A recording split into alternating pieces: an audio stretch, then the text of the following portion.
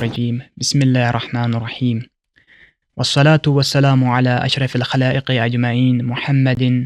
وآله الطيبين الطاهرين واللعن الدائم على أعدائهم أجمعين من عالم الذر إلى قيام يوم الدين أما بعد۔ تو آج ہم آپ کے سامنے ایک ایسی روایت پیش کریں گے جس میں ائمہ علیہم السلام اور خصوصاً جناب محمد مصطفیٰ صلی اللہ علیہ وآلہ وسلم کا جو ان کی معجزات ہے اس پر بحث ہے، اس پر جو ہے امام علیہ السلام نے کلام کیا ہے کہ کیا وہ مردوں کو زندہ کر سکتے ہیں، کیا وہ جو پیدائش اندھا ہے اس کو بینائی عطا کر سکتے ہیں وغیرہ وغیرہ۔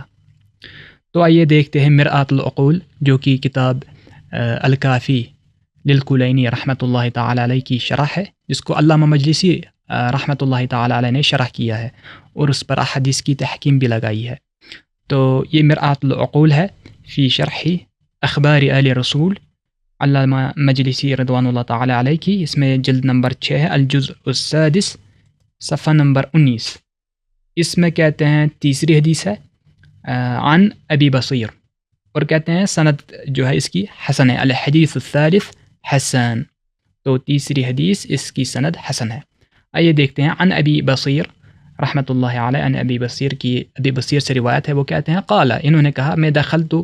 علی ابی جعفر علیہ السلام، میں امام باقر علیہ السلام کے پاس حاضر ہوا، فقلت له، اور ان سے عرض کی، انتم ورثۃ رسول اللہ صلی اللہ علیہ وآلہ، قال نعم، کیا آپ جو رسول خدا صلی اللہ علیہ وآلہ کے وارث ہیں؟ آپ نے جواب دیا بالکل۔ قلت رسول اللہ صلی اللہ علیہ وآلہ، میں نے کہا رسول اللہ صلی اللہ علیہ وآلہ جو ہیں وارث الانبیاء علم کل ما علموا، تو رسول خدا جو ہیں صلی اللہ علیہ وآلہ وہ کیا وارث انبیاء ہیں، اور جو وہ تمام انبیاء ان کے پاس جو علم تھا، علوم تھے، وہ سب علوم جانتے ہیں، یعنی پیغمبر صلی اللہ علیہ وآلہ۔ قال علی نعم، انہوں نے جواب دیا بالکل ایسا ہی ہے، وہ تمام علوم سے باخبر تھے، وہ جانتے تھے۔ قلت، میں نے عرض کی، صفحہ نمبر 20 پہ اب، فأنتم تقدرون على أن تحيوا الموتى وتبرئوا الأكمه والأبرص،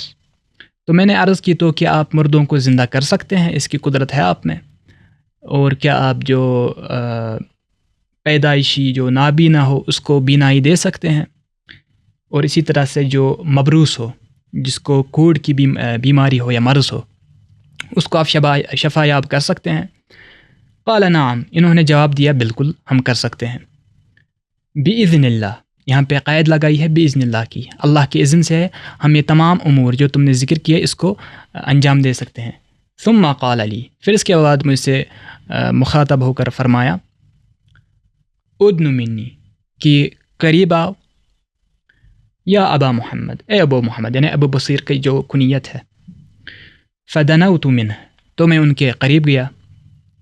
فمسح على وجہی وعلى عینی، تو انہوں نے میرے چہرے اور میرے آنکھوں پر اپنا ہاتھ پھیرا۔ فأبصرت الشمس والسماء والأرض والبیوت وكل شيء في البلد، تو جب انہوں نے میرے آنکھوں پر جو ہے اپنا ہاتھ پھیرا تو میں دیکھنے لگا جو تمام چیزیں ہیں، چاہے وہ گھر ہے یا اسی طرح سے جو ہے آسمان ہے، سورج ہے یعنی آفتاب ہے، اور تمام جو شہر میں دیگر چیزیں ہیں وہ میں نے تمام دیکھ لی، ان کا مشاہدہ کیا میں نے، کیونکہ میں نے اچانک مجھے بینائی آ گئی۔ پھر مجھ سے عرض کیا، ثم قال لی اتحب ان تکون هكذا ولك ما للناس وعليك ما عليهم، پھر عرض کی کیا تم چاہتے ہو کہ ایسے ہی رہو اور تمہارا جو حساب کتاب ہے اور حال ہے وہ دیگر لوگوں کی طرح ہو، یوم القیامہ، قیامت والے دن، او تعود کما کنت، یا پھر تم واپس جو ہے، یا پھر تم واپس اسی حالت میں پلٹنا چاہو گے جس طرح تم پہلے تھے، یعنی نابینا۔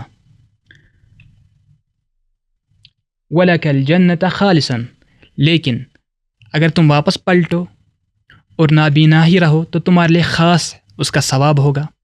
اور اسی طرح سے پھر قیامت کے دن تمہارے لیے خالصتاً جنت ہوگی، خالص جنت ہوگی تمہارے ثواب میں۔ قلت، میں نے عرض کی، اعود کما کنت، میں نے عرض کیا مولا میں ویسا ہی ہونا چاہوں گا جیسے میں پہلے تھا، یعنی نابینا۔ فمسح علی عینی، تو انہوں نے میرے جو آنکھیں ہیں ان پہ دوبارہ ہاتھ پھیرا۔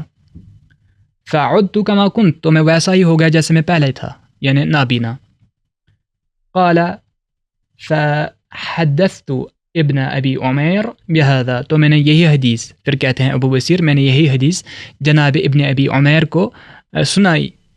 فقال، انہوں نے جواب دیا، اشہد ان هذا حق،